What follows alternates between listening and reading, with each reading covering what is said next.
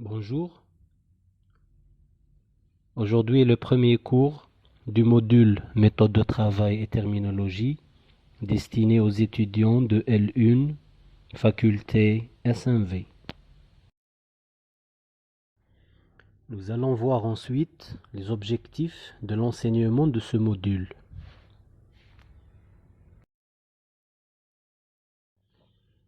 Les étudiants seront appelés à concevoir les méthodes de recherche et de synthèse des travaux selon les règles scientifiques, c'est-à-dire ils seront capables de rédiger leurs travaux académiques selon un style scientifique.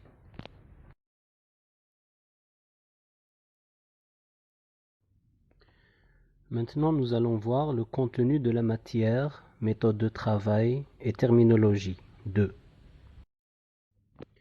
Donc nous avons 3 chapitres. Le premier, c'est Initiation à la recherche bibliographique. Le deuxième, c'est Rédaction d'un rapport scientifique. Et troisième, c'est Initiation à la lecture et à la compréhension d'un article scientifique. Aujourd'hui, nous allons commencer le premier cours du premier chapitre, Initiation à la recherche bibliographique. Donc ce chapitre est destiné à la recherche des documents, donc bibliographie, ayant un rapport avec le travail de recherche de l'étudiant. Donc collecter des données est la première tâche de dépouillement et d'analyse dont l'objectif est d'assembler les documents, articles, données, statistiques utilisées pour la rédaction de tout type de documents scientifiques. En effet, il s'agit d'une liste de références de documents qui sont utilisés pour réaliser un travail scientifique. Dans les domaines scientifiques, cette démarche est appelée également la recherche bibliographique, dans la mesure où les articles déjà écrits sur le sujet à traiter sont des documents essentiels à examiner. Il existe plusieurs méthodes qui définissent une bonne stratégie de recherche documentaire et qui correspondent à quelques principes clés que nous allons voir tout au long de ce cours. Maintenant, nous allons nous intéresser à quelques généralités qui concernent la définition du mot bibliographie. Alors le mot bibliographie est un mot composé, donc la première syllabe c'est biblion, qui est d'origine grecque et qui signifie livre. La deuxième syllabe c'est graphein, c'est un mot grec qui désigne le verbe écrire. Donc en général, si on peut donner une définition au terme bibliographie, c'est un ensemble de techniques ou manières de classement et de description méthodique des livres et autres imprimés. Donc il existe deux types de bibliographie, comme nous sommes en train de voir. La première, c'est la bibliographie sélective, c'est-à-dire on va sélectionner des livres qui nous intéressent sans les lire, donc selon nos besoins et selon le sujet recherché. Ensuite, nous allons remarquer qu'il existe un deuxième type, c'est référence bibliographique. Alors c'est le fait de mentionner quelques informations, de citer les livres, les thèses qui nous aident pour faire la recherche. Maintenant, nous allons voir la définition officielle selon le dictionnaire Larousse.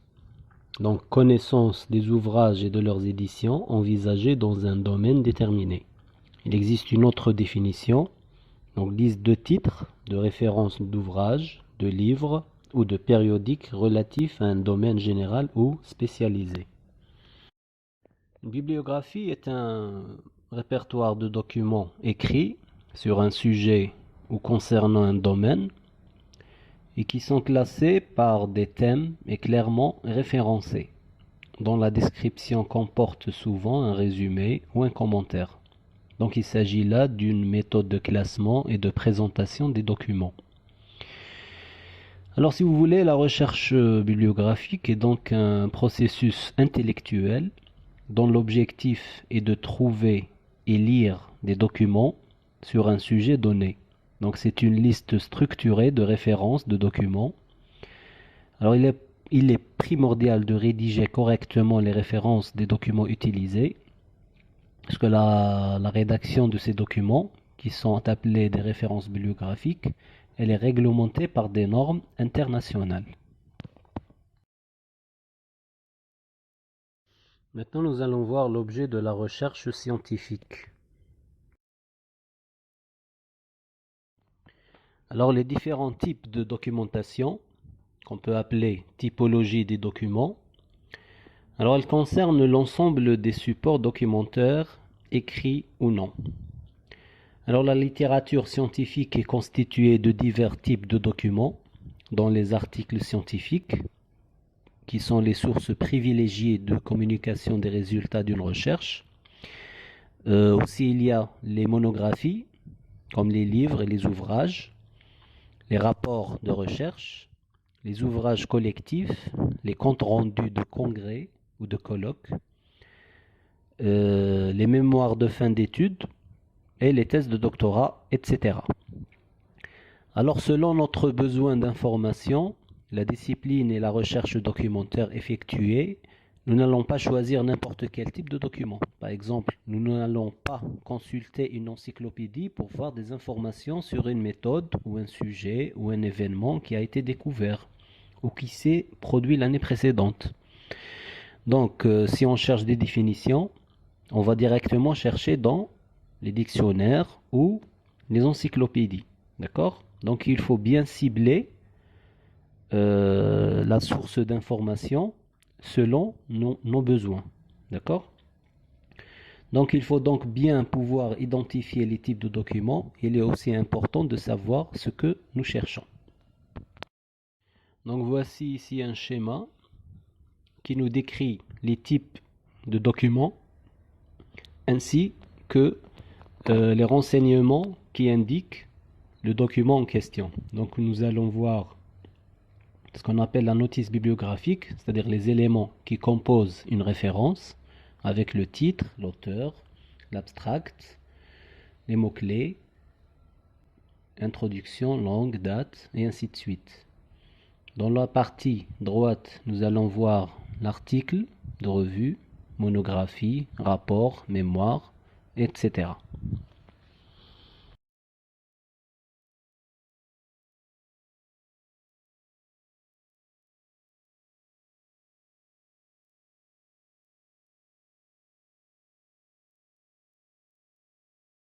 Alors la première référence essentielle, c'est les dictionnaires et encyclopédies. Alors ici, il s'agit d'ouvrages de référence à consulter au début d'une recherche, car ils peuvent fournir une information de synthèse sur un sujet, surtout les définitions.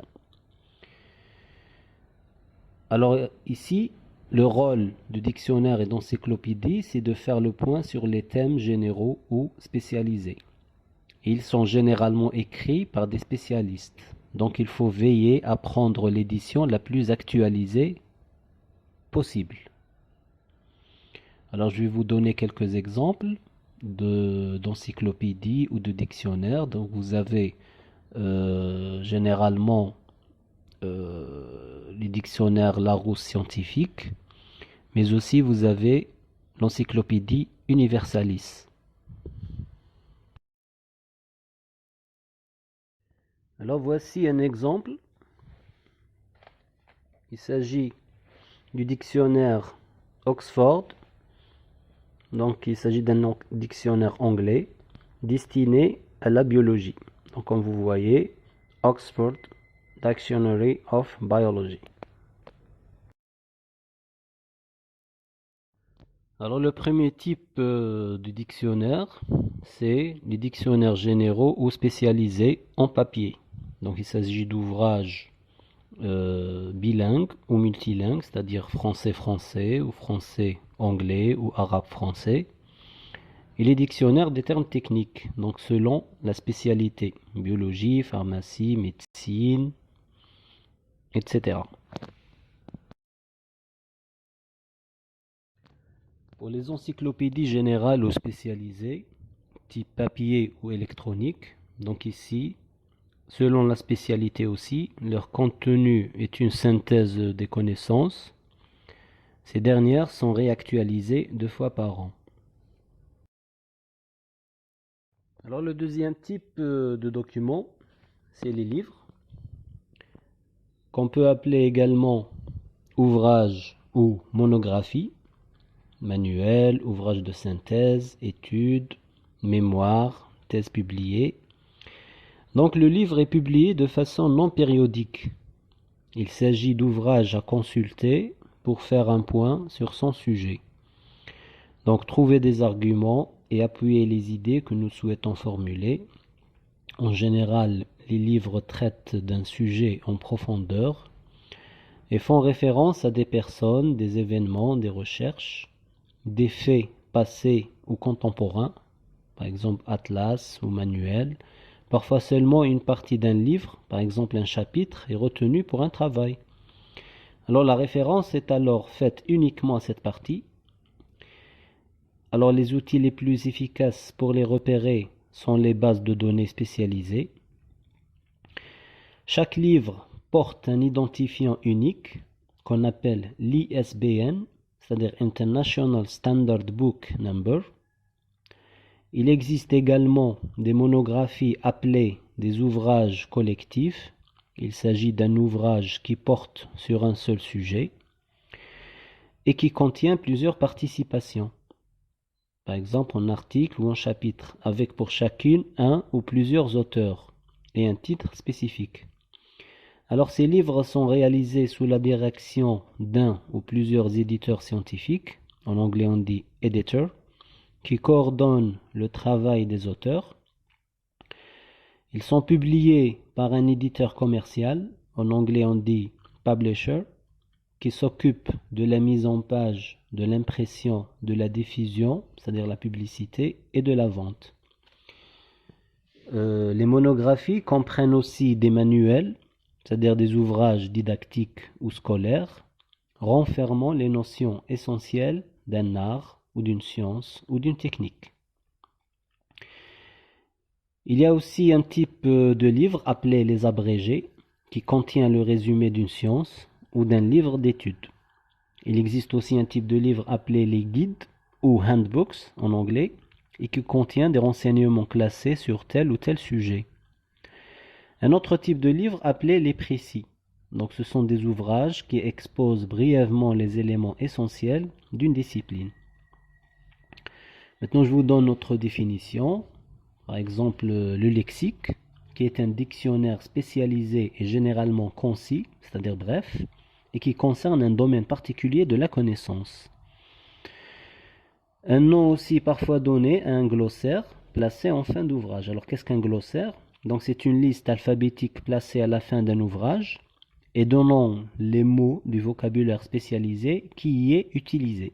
C'est aussi le nom donné à certains dictionnaires alphabétiques qui portent sur un domaine spécialisé ou à certains dictionnaires bilingues. Alors voici l'exemple d'une couverture d'un livre. Donc comme vous voyez, c'est un livre de biologie. Donc le titre, le beau livre de la biologie, de l'origine de la vie à la génomique. L'auteur en haut, c'est Michael C. Gerald. Et en bas, nous voyons l'éditeur Duno. Alors le troisième type, c'est les revues scientifiques. Donc voici un exemple d'une couverture d'une revue scientifique. Donc comme vous voyez, c'est en anglais. Donc Journal of Infection and Molecular Biology. Alors vous voyez au milieu, côté droit, l'éditeur, c'est-à-dire le rédacteur de la revue, donc avec son nom et son université de rattachement. Toujours au centre, côté gauche, on voit l'ISSN. Donc c'est un code lié ou destiné à tout ce qui est revue scientifique. Donc par rapport à l'ISBN, Lorsqu'il s'agit de revues, on dit ISSN, International Standard Serial Number. Et en bas, on voit l'édition Nexus Academic Publishers. Alors le premier type des revues scientifiques, c'est les revues scientifiques, appelées également périodiques, et en anglais on dit journals. Alors c'est un outil majeur de la publication de la recherche scientifique, parce que la période d'édition varie selon chaque revue. Donc il y a des revues qui sont éditées en semi-mensuel, en mensuel, trimestriel, semestriel ou annuel. Alors les revues sont disponibles sous format papier ou électronique, payant ou gratuit. C'est dans ces revues que sont publiés les articles scientifiques. Alors de façon générale, le périodique est une publication collective. Donc plusieurs auteurs contribuent, qui paraît à intervalles réguliers, pendant un temps illimité. Alors ces fascicules, c'est-à-dire brochures ou prospectus, s'enchaînent pour former une série continue. Les fascicules d'une année sont ensuite rassemblés en un volume. Il se définit donc par son rythme de parution, donc quotidien, hebdomadaire ou mensuel.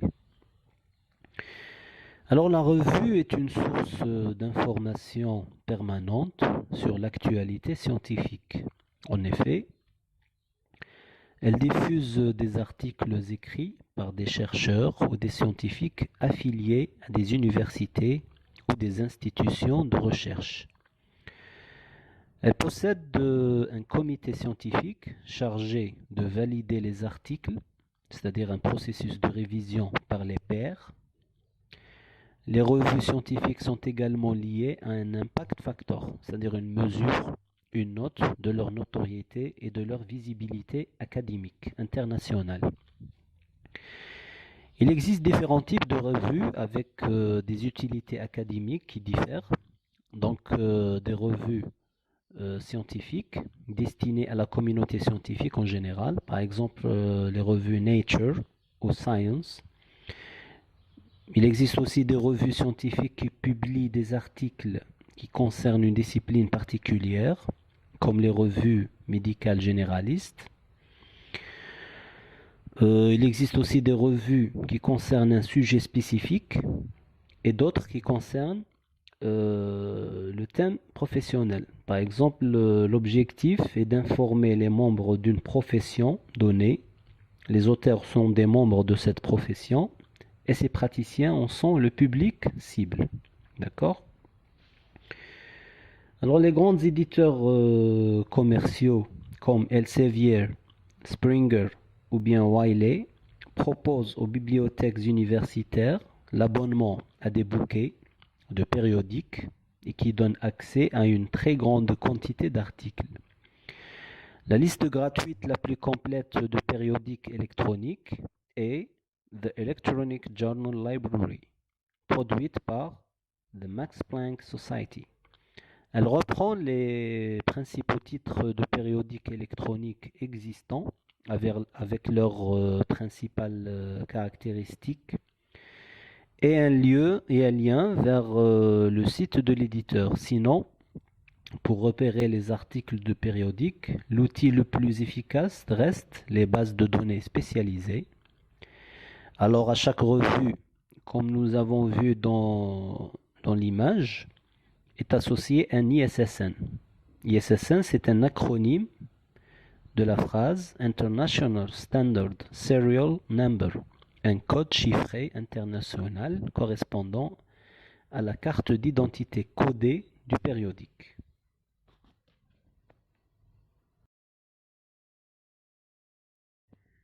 Deuxième type, c'est les articles de revues scientifiques. Alors ces articles offrent une information spécifique avec un niveau d'analyse variable, mais habituellement plus profond qu'un article de journal de type newspaper. Alors son contenu est souvent plus actuel que dans les livres. Les articles scientifiques ont pour objectif de diffuser des réflexions théoriques sur la discipline ou les résultats de recherche originales ou d'expérience. Ils sont donc destinés à un public spécialisé. Ils respectent généralement la structure IMRAD. IMRAD, c'est l'acronyme de Introduction, Matériel et méthode, Résultats et Discussion. Et les articles sont généralement validés par un comité éditorial et contrôlés par des pairs. Donc pour les repérer, l'outil le plus efficace reste les bases de données spécialisées.